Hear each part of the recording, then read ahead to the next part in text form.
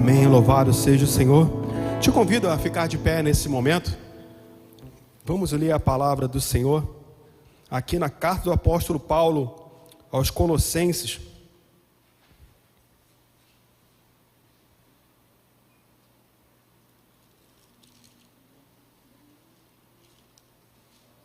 O primeiro capítulo, Colossenses capítulo 1, eu vou ler do versículo 9 ao versículo 12.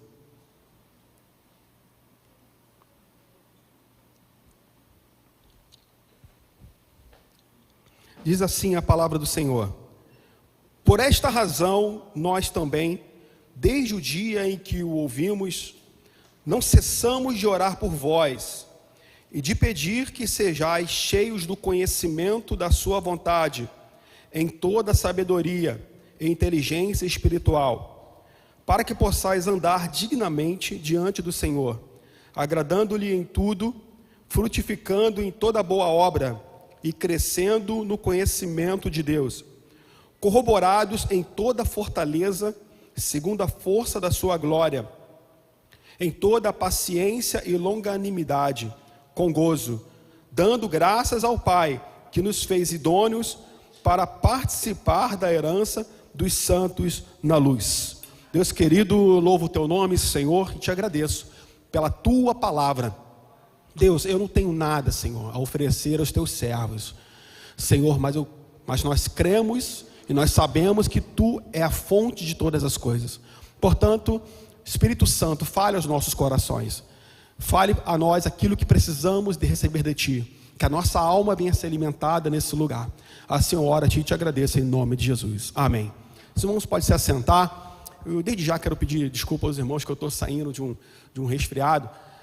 Se minha voz falhar em algum momento, os irmãos me perdoem.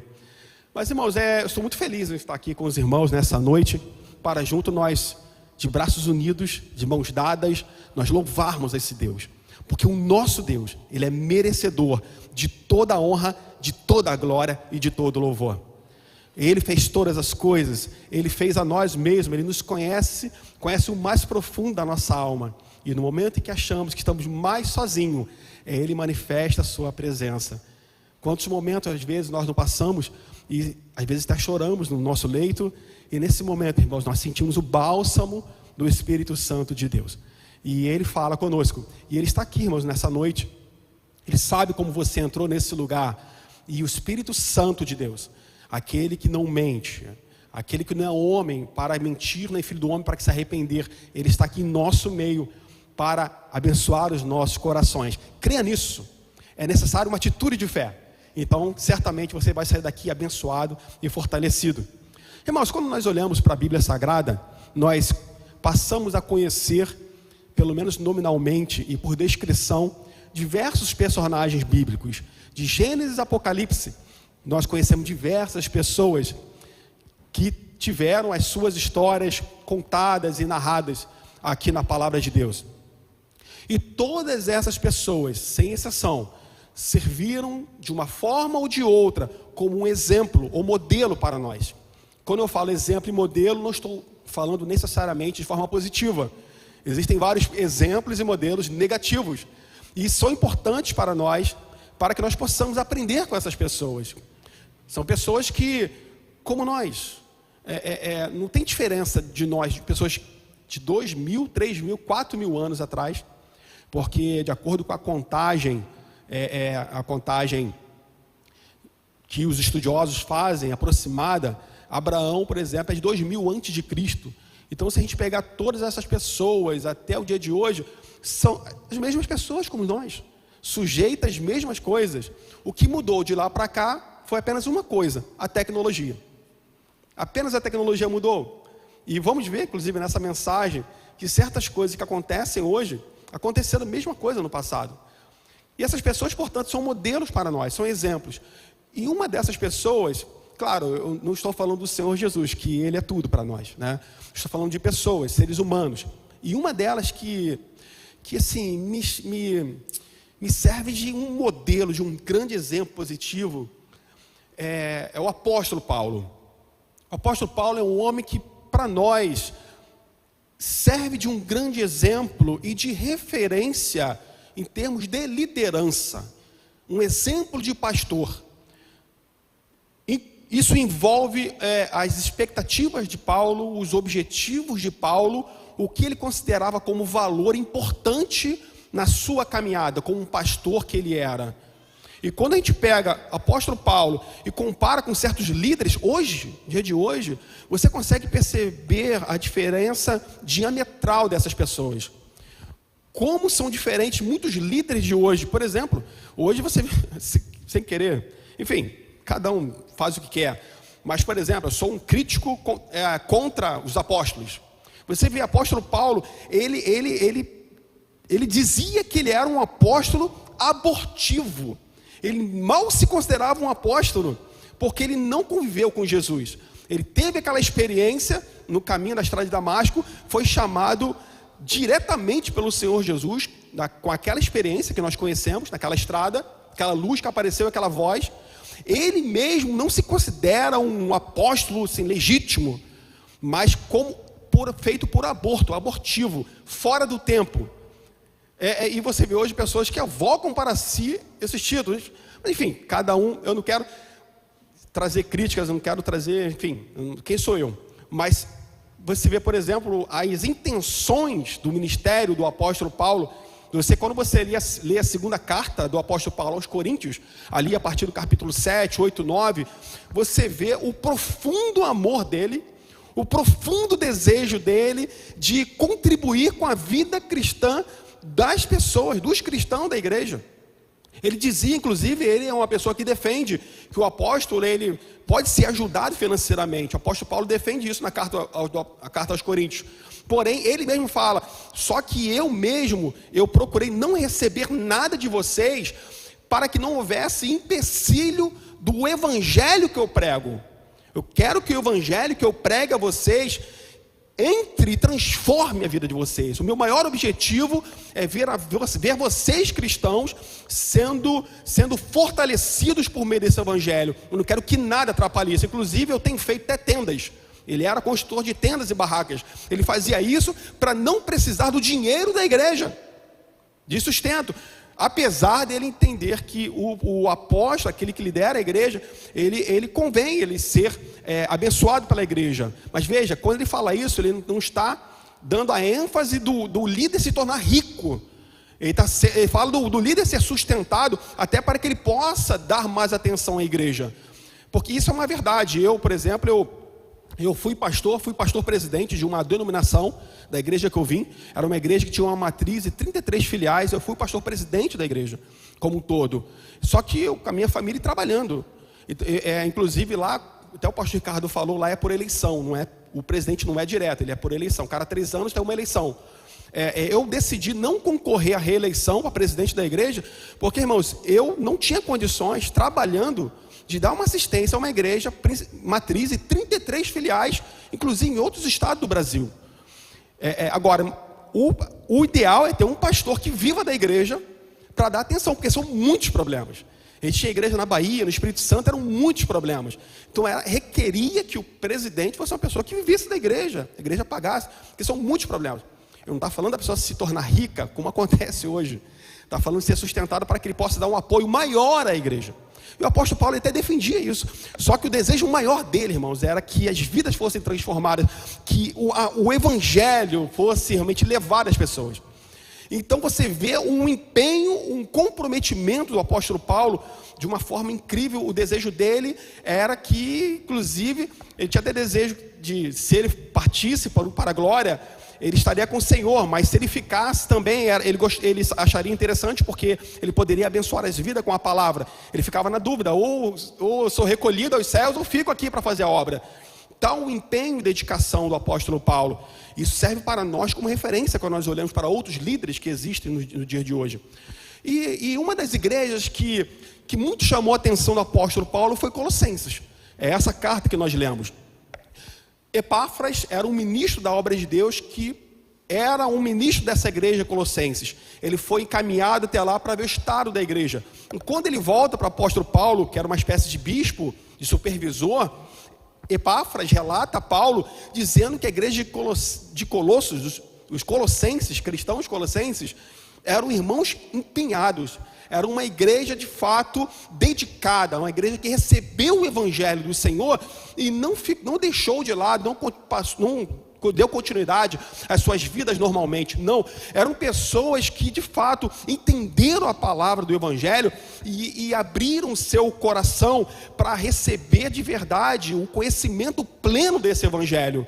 Porque é bem possível, irmão, nós estarmos na igreja, ouvirmos a palavra de Deus, mas nós mantemos nosso coração endurecido, e não tenha dúvida, o Espírito Santo ele bate na porta. Se você não abrir, ele não entra. É óbvio, irmãos, que eu sei que quem convence é o Espírito Santo. O convencimento vem do Espírito Santo. Nós não temos condições de fazer nada para sermos convencidos, mas se nós de forma resignada, não fecharmos nosso coração e não dermos qualquer atenção, nós vamos ouvir aquelas palavras e não teremos a nossa vida de fato transformada pela palavra de Deus. E os colossenses não, eram pessoas que receberam o evangelho e abraçaram com amor e vivenciavam o evangelho. Eles amavam os seus irmãos, inclusive, um apoiava o outro. E isso é uma das maiores evidências, irmão, de uma vida transformada, é você amar o seu próximo. Uma coisa que não pode ter na igreja, irmãos, é divisão, grupos ou situações separadas de pessoas que excluem outras ou não querem, ou não, talvez, que não dê atenção devida ao seu irmão, por algum tipo de preconceito, algum julgamento, que sequer conhece a pessoa. Eu já em outras igrejas, já vi isso muito.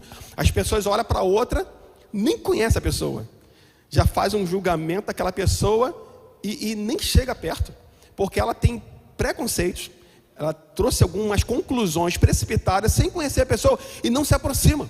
Uma das maiores evidências do Espírito Santo da igreja é eu amar o meu irmão, é eu dar o apoio, o suporte. Inclusive em Colossenses mais à frente, ele fala nesse sentido de dar suporte. Quando fala suporte, irmãos, é de apoiar, de estar juntos. E era uma igreja viva nesse sentido. Só que, irmãos, um dos problemas que existem hoje, e existia também no passado, é o problema dos falsos profetas. Isso sempre existiu na história da igreja. E na igreja de Colossenses, apesar do empenho da igreja, existiam falsos profetas que se introduziam na igreja, como acontecia nas outras igrejas, muitas das vezes com interesse financeiro, como diz lá em outras cartas, que eles entravam na casa das viúvas e faziam orações longas só para poder se beneficiar do alimento ou de alguma coisa financeira daquelas viúvas. Eram pessoas interesseiras trazendo um falso evangelho, e existiam duas classes de falsos profetas nessa igreja. Eram os gnósticos e os ascetas. Gnósticos é aqueles que não davam o valor devido à palavra de Deus, mas eles enfatizavam questões místicas, espirituais. Por exemplo, eles entendiam que Jesus não era o Filho de Deus, que era apenas um dos seres angelicais que tinha um poder, mas não dava supremacia ao Senhor Jesus. É por isso que lá em Hebreus, quando você começa a ler Hebreus, o autor da carta aos Hebreus começa a dizer que Jesus era maior que os anjos, maior que os profetas, maior que os sacerdotes. Ele é da ordem de Melquisedeque, porque queria comprovar, mostrar que Jesus ele é o Filho de Deus, ele é o próprio Deus, ele é a imagem de Deus. Ele não é um outro elemento, um outro ser. E os ascetas eram aqueles, irmãos, que tinha aquela aparência de piedade. Ensinavam, e aqui vou mostrar para os irmãos aqui nessa carta, eles tinham doutrinas que diziam, eram doutrinas de homens, que dizia que você tinha que se isolar, não poderia vivenciar prazeres terrenos. Irmãos, os prazeres corretos nós temos que viver. O casamento, o sexo, a comida, tudo de acordo com a sua ordem, tudo de acordo com a disciplina dada por Deus, é para você ter esses prazeres. Deus criou para isso. O que é pecado são os prazeres errados, pecaminosos. Mas os ascetas diziam que você não poderia casar, não poderia ter relacionamento sexual, você não poderia... um monte de coisa. E eles ensinavam isso e mostravam aquela aparência de piedade. E você olha, e às vezes acontece isso hoje, né? Aquela pessoa toda ali, humildezinha, com certas roupas. Aquele ali é um homem de Deus, a mulher de Deus. Irmãos, não tem nada a ver isso. O que diz que quem é homem de Deus, quem é mulher de Deus, são os seus frutos, é a presença do Espírito Santo nessa pessoa. Quando esses ascetas, eles afirmavam isso, eles estavam dizendo que não, o sacrifício de Cristo não é suficiente. Você precisa também não fazer isso, como está aqui no capítulo 2, aqui diz assim, que evidencia esse tipo de doutrina errada. No capítulo 2, no versículo, a partir do 16, diz assim: portanto, ninguém vos julgue pelo comer ou pelo beber, ou por causa dos dias de festa, ou da lua nova, ou dos sábados, que são sombra das coisas futuras, mas o corpo é de Cristo. Aí no versículo 20 vai dizer: se, pois, estáis mortos com Cristo, quanto aos rudimentos do mundo, por que vos carrego ainda de ordenanças? Porque eles ainda colocam um monte de ordenanças em cima de vocês, como se vivesses no mundo. Que ordenanças eram essas que esses ascetas colocavam? Tais como: não toques, não proves, não manuseis.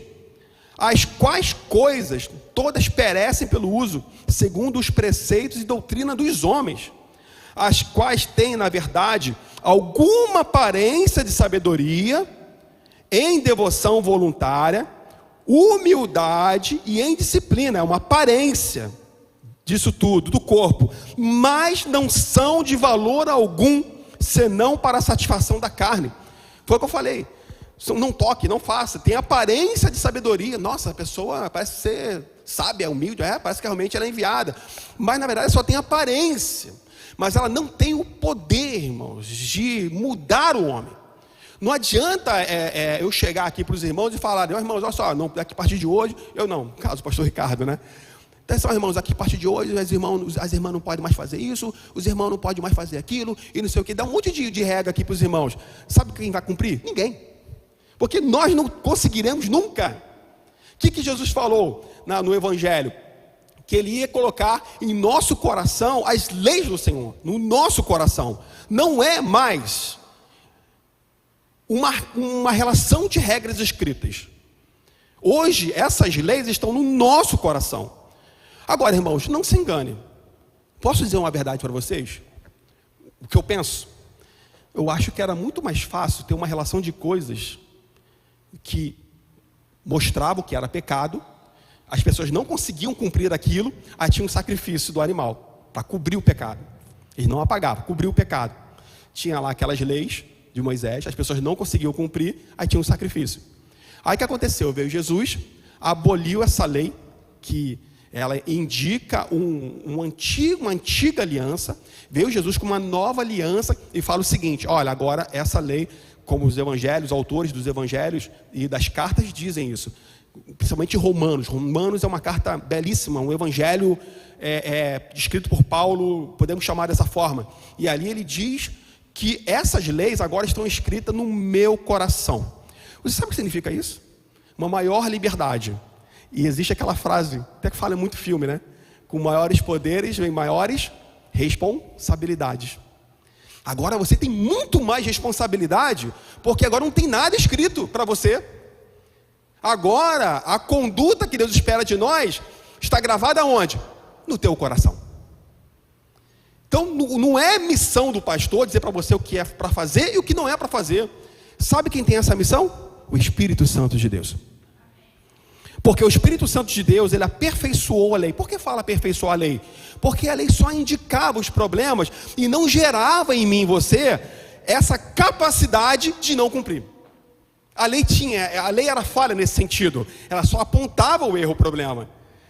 Agora, com o Espírito Santo vindo como nosso consolador, quando Jesus ascendeu aos céus, veio o Consolador, que é o Espírito Santo. Agora ele habita no meu coração, que ele não habitava no Antigo Testamento. No Antigo Testamento, o Espírito Santo, ele vinha em momentos especiais.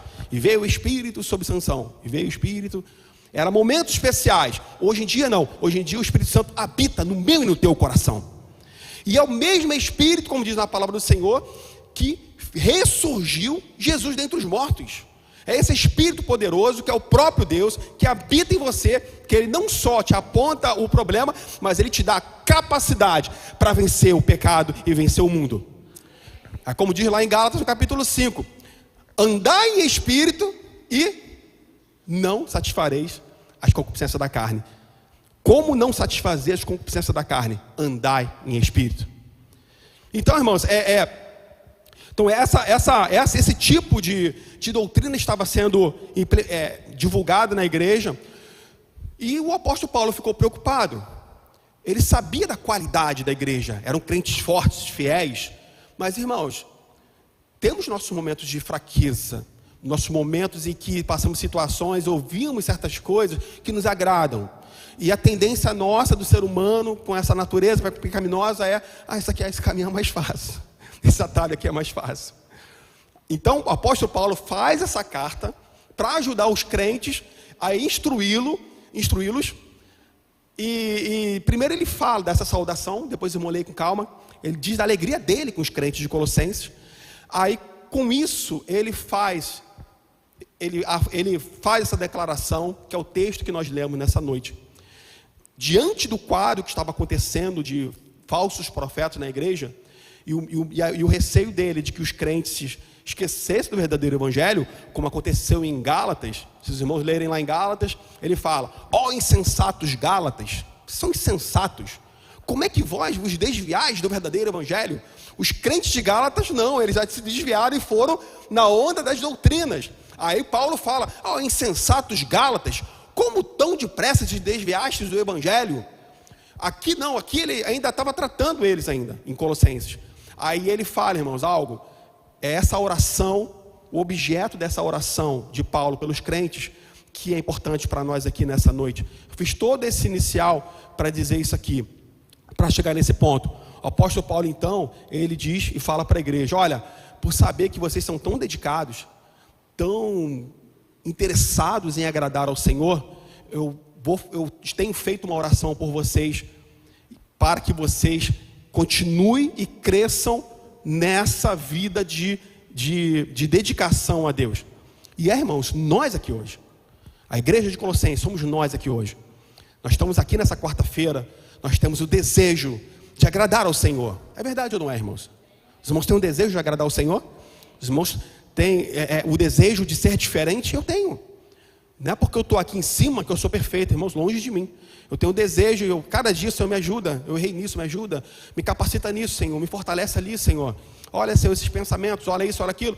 Nós temos, né, essa luta diária, e Deus está vendo isso, e é o que aconteceu com os crentes colossenses. Portanto, essa oração é a oração do apóstolo Paulo para a igreja, e irmãos, o que é necessário para a nossa vida.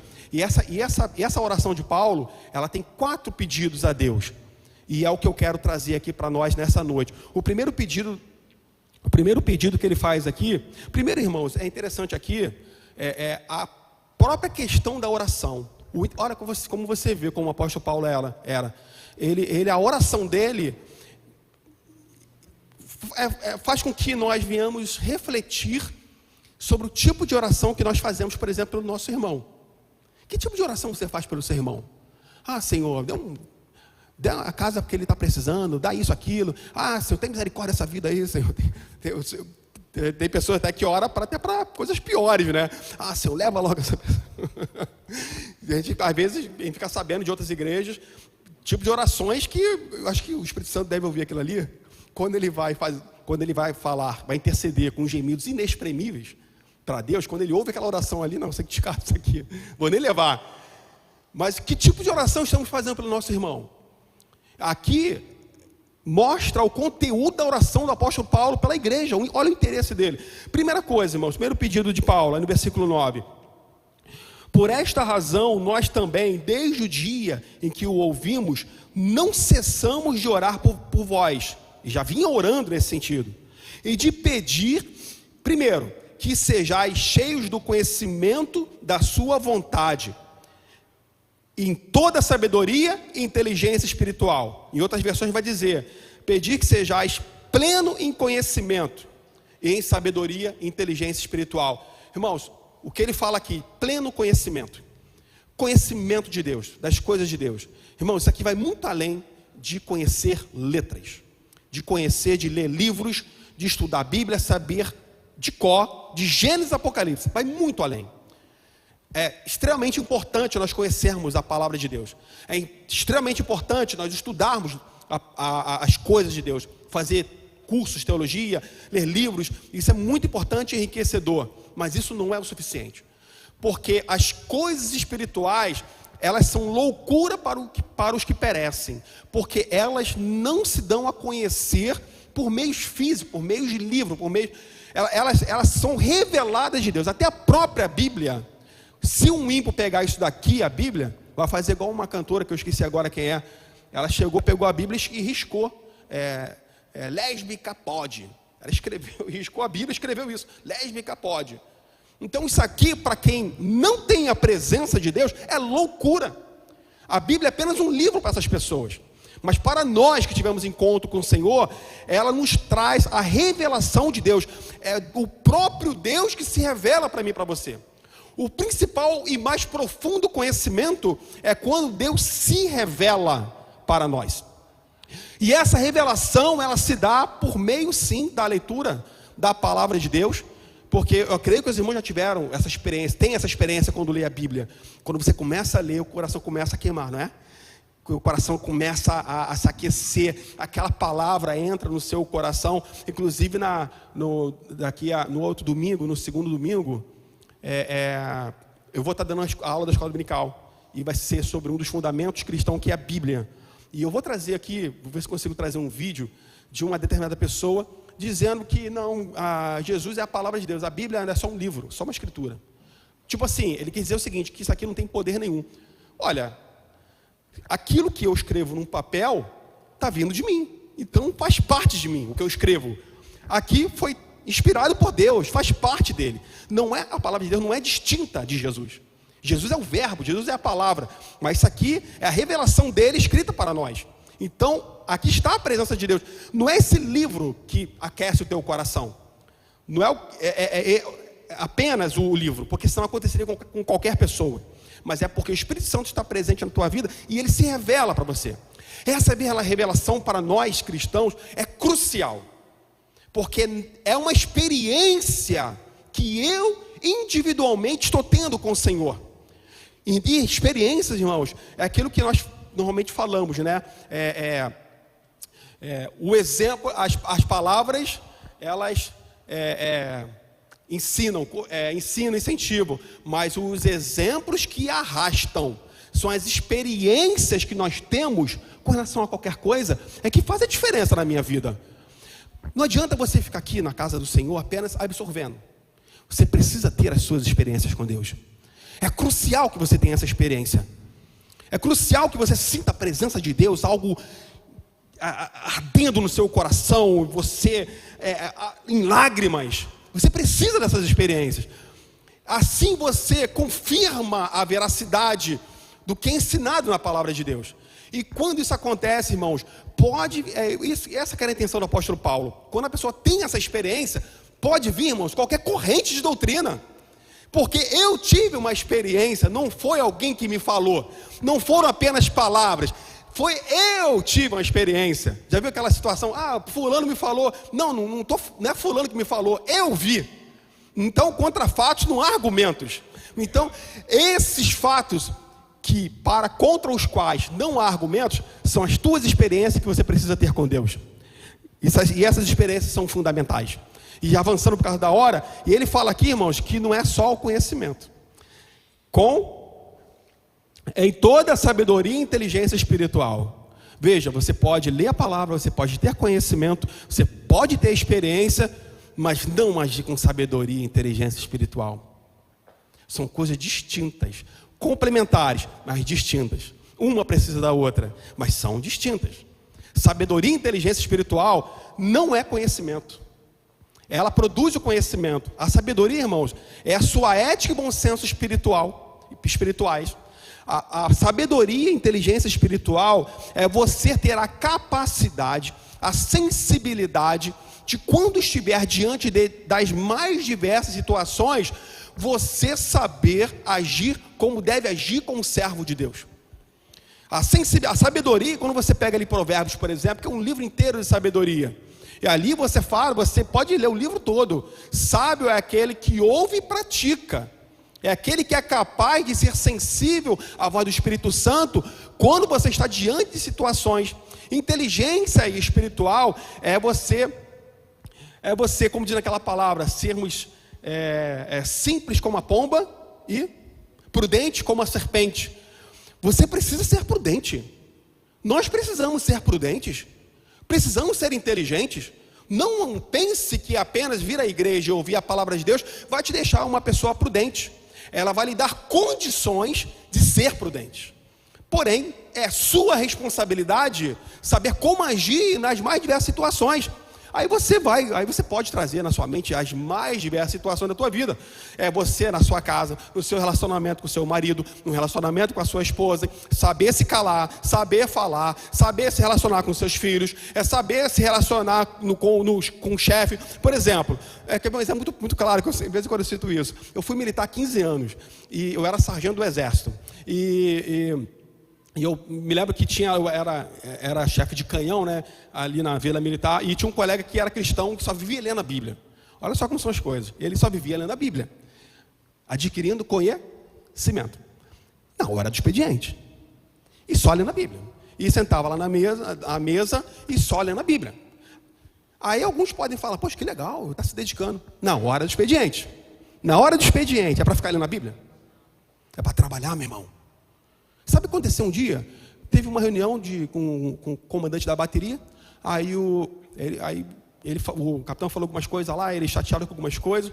Aí esse colega chegou: capitão, é inadmissível, não sei o que, não sei o que, não sei o que. Irmãos, o capitão bateu na mesa. Inadmissível é você ficar lendo a Bíblia o dia todo. Falta de sabedoria e inteligência espiritual. A Bíblia não é para ficar lendo durante o expediente.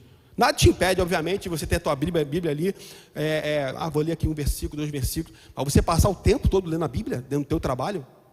Estou dando um exemplo simples, para as mais diversas situações que nós encaramos no nosso dia a dia. É na nossa relação com o nosso patrão, no nosso empregado, com a nossa esposa, com os nossos filhos, no meu trato com a minha esposa no trato comigo, enfim, os irmãos podem vir à cabeça aí diversas situações. É nessa hora, aqui dentro é fácil ter sabedoria e inteligência espiritual. Aqui dentro é fácil. O negócio é lá fora. E isso, irmãos, você tem que assumir essa responsabilidade. E você vai saber corretamente como agir. Vamos avançar. Então a primeira coisa que ele pede, irmãos, que nos enchamos de conhecimento e sabedoria e inteligência espiritual para interpretar e discernir aquilo que é ensinado por falsos profetas. Aquilo que a gente ouve, o YouTube, hoje está YouTube, a Rios, não sei o que. Eu, na minha geração, quase não conheço nada dessas coisas, né? Instagram, um monte de gente falando um monte de coisa, é o pastor Mirim, não sei quem, não sei quem. Enfim, tanto vento de doutrina, que, irmãos, você já tem um conhecimento, agora você precisa de sabedoria e inteligência espiritual para discernir aquilo que lhe cabe ou não. Então é isso que o apóstolo Paulo estava preocupado. A segunda coisa, para a gente poder caminhar para o encerramento: para que possais andar dignamente diante do Senhor, agradando-lhe em tudo, frutificando em toda boa obra e crescendo no conhecimento de Deus. A segunda coisa, objeto, ele quer que eles andem de forma diligente diante do Senhor, agradando-lhe em tudo, frutificando em tudo. Irmãos, se eu tenho conhecimento e se eu tenho a consciência, a sensibilidade de usar a minha sabedoria espiritual, inteligência espiritual, irmãos, eu vou conseguir dar os frutos que o Senhor espera de mim. E veja, irmãos, o principal fruto, às vezes a gente acha que Deus vai se agradar de mim se eu fizer a coisa certa. Irmãos, Deus sabe que somos falhos. Ele sabe que nós erramos. Não é, veja, irmãos, quando eu falo que nós somos pecadores e falhos, não estou falando de estilo de vida. Estilo de vida de pecador, estilo de vida de falho. Não, nós erramos quando tropeçamos. Na nossa caminhada a gente tropeça às vezes, ou num agir, num ato, numa palavra, e não acontece com todos nós. Mas é diferente estilo de vida de pecador. Aí isso aí já está, como diz o apóstolo Paulo, entrega o corpo ao diabo para ver se a alma se salve, né? Isso aí já está fora. Não é estilo de vida. Então, o maior fruto que nós podemos dar, irmãos, é ter uma vida dedicada ao Senhor. O alvo da minha vida, agradar ao Senhor. Se eu tenho esse alvo na minha vida, o alvo da minha vida, em todas as coisas que eu faço, é agradar ao Senhor, todos os meus relacionamentos, Tudo que eu faço, aonde eu vou, os meus projetos, eu sempre apresento ao Senhor. É não olhar para os meus próprios desejos. O que Jesus falou? Aquele que quiser vir após mim, negue-se a si mesmo, tome a sua cruz e segue. Irmãos, essa orientação do Senhor Jesus não é fácil. Negue-se a si mesmo. Você certamente já se negou em vários momentos. É fácil ou é difícil? É difícil você negar a si mesmo, negar a carne. Mas é a recomendação que ele dá, e ele nos dá as condições, que é o quê? O conhecimento, a sabedoria e a inteligência espiritual. Então, por exemplo, se eu tenho uma determinada fraqueza, determinada situação, e aí você tem outra coisa interessante, irmãos, que normalmente para crente pecado é só sexo, né? Ou é fornicação, adultério. Irmãos, tem muitas outras coisas. Tem pessoas que gostam de afanar as coisas. Irmãos, pelo amor de Deus, não estou dizendo aqui não, tá? É a realidade que você vê por aí. Tem pessoas que gostam. E essas pessoas, por mais absurdo que possa ser para você, mas elas são tentadas a isso. Então, por exemplo, se a pessoa é tentada a isso, o que ela vai fazer? Ela tem que ter a sabedoria e a inteligência, pedir a Deus transformação e se afastar dessas coisas, dessas circunstâncias que levam ela a isso. Aí eu poderia citar muitas outras situações que nos levam ao pecado. A sabedoria e a inteligência espiritual me faz me afastar disso. Quando eu me afasto, eu estou fugindo da aparência do mal. Quando eu fujo da aparência do mal, eu consigo ser dirigente e agradar ao Senhor, porque eu estou dizendo não à minha carne, e sim ao Senhor. Então é isso que ele ora também aos irmãos, os cristãos de Colossos. O terceiro pedido, que se eu oro por vocês, Colossenses, para que sejam corroborados em toda fortaleza, segundo a força da sua glória, em toda paciência e longanimidade com gozo. O que ele fala, a oração do apóstolo Paulo é para que aqueles crentes cada vez mais fossem fortalecidos segundo o poder de Deus. Algo que nós precisamos, irmãos, é sermos fortalecidos. A única maneira de nós estarmos de pé diante de uma adversidade, seja uma tentação, seja problemas na nossa vida, na nossa casa, situações que o inimigo coloca para nós e Deus permite para provar a nossa fé, a única maneira de nós continuarmos de pé é estarmos estabelecidos sobre a rocha, que é Cristo Jesus, por meio do conhecimento, tendo sabedoria e inteligência espiritual e sermos fortalecidos pelo Espírito Santo. Esse fortalecimento é o resultado, irmão, de uma busca a Deus. O fortalecimento você não adquire se você não buscar a Deus.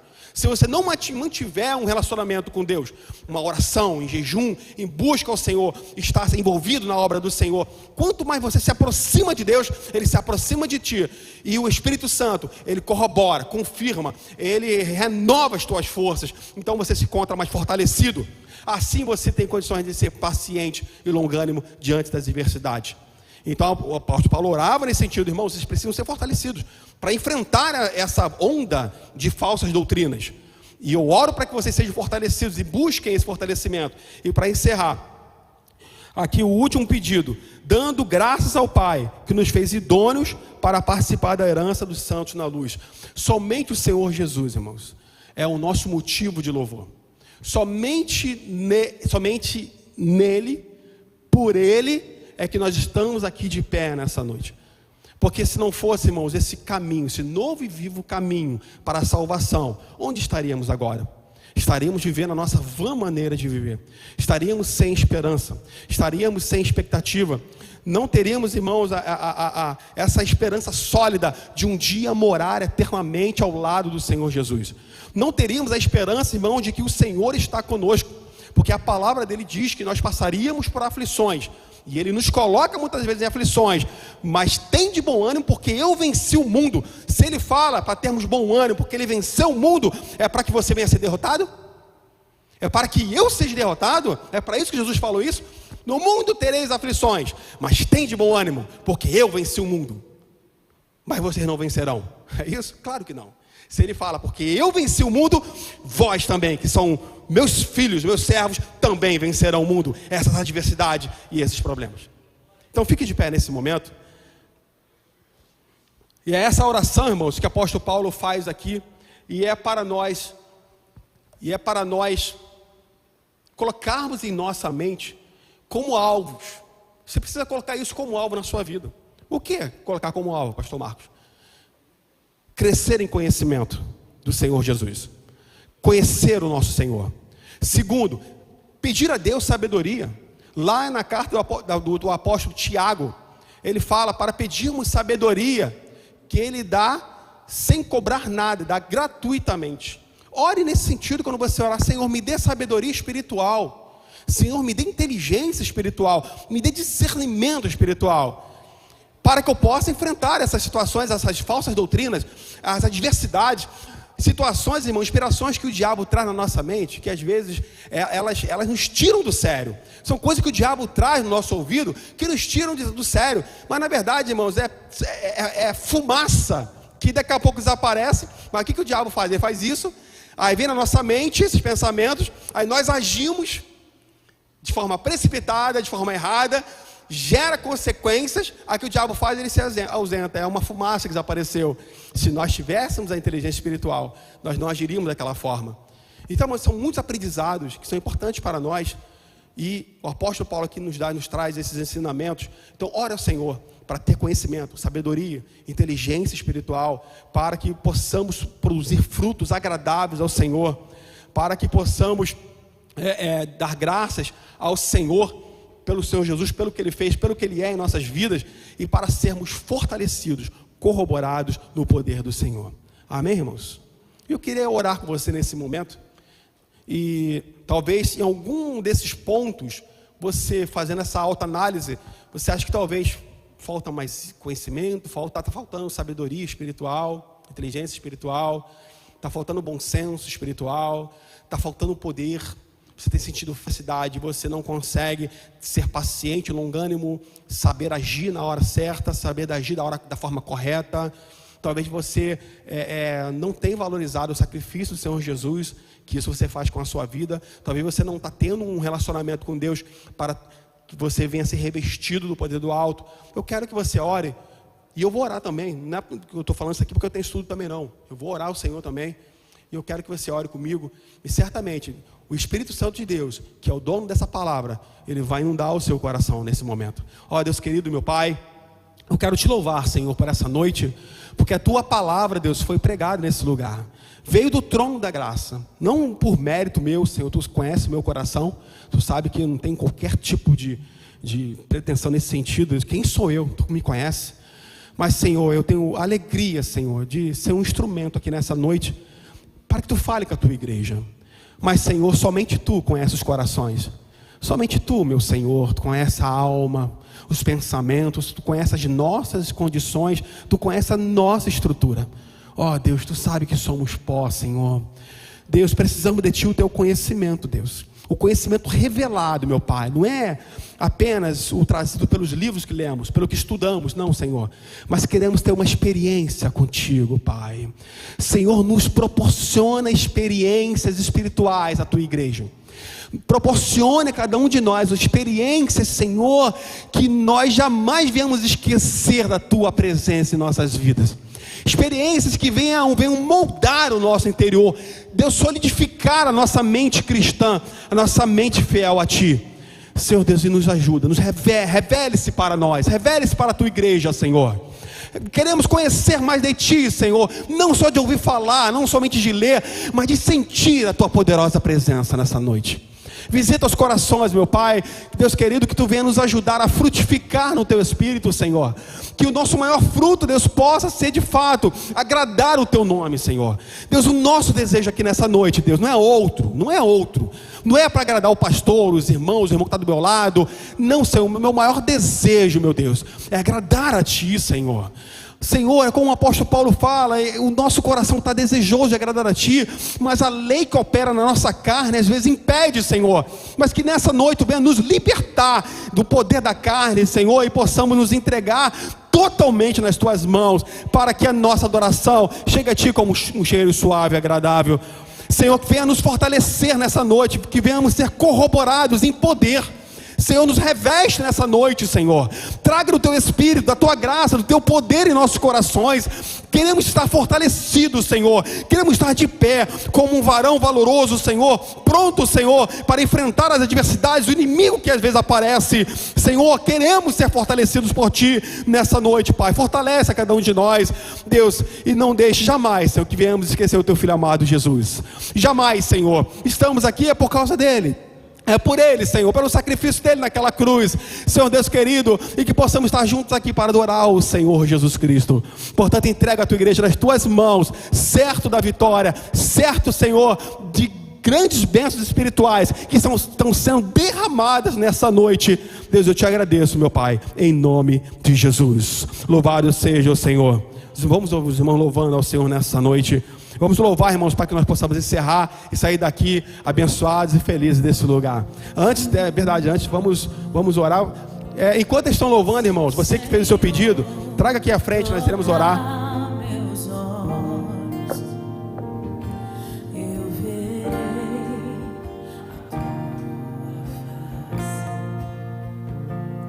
Se o Senhor tocar meus lábios, eu serei purificado. Eu queria convidar os obreiros que estão disponíveis para vir aqui à frente, nós orarmos juntos pela igreja do Senhor. As irmãs,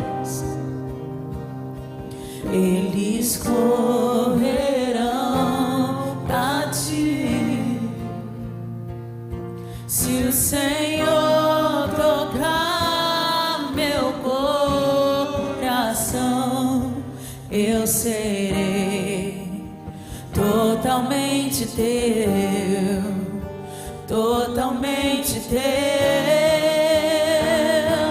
Se o Senhor pode vir aqui na frente, aqui, ó, ficar de frente para a igreja. Eu verei a Tua face. se o Senhor tocar meus lábios, eu serei purificado.